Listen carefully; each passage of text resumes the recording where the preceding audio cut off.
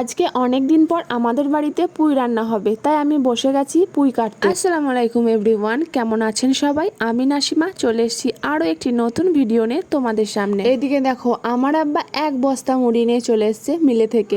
কালকে তোমরা দেখেইছিলে আমি চাল রোদে দিয়েছিলাম ছাদে, তো ওই চালগুলোরই মুড়ি ভেজে আনা হয়েছে মিলে থেকে। আমাদের আগে বাড়িতে মুড়ি ভাজা হতো, তবে এখন আর বাড়িতে ভাজে না, এখন মিলে থেকে ভেজে আনা হয়। মুড়ির বস্তায় মুড়িগুলো সব এখন তালাইয়ের মধ্যে ঢেলে নিলাম, আর তারপর তালাই থেকে মুড়ির টিনে আর বালতির মধ্যে ভরে নেওয়া হবে। এই তালাইটাতে আমাদের মুড়ির চাল মেলা হয়, আবার মুড়ি এখন ঢালা হয়েছে, এগুলো এখন ভরা হবে।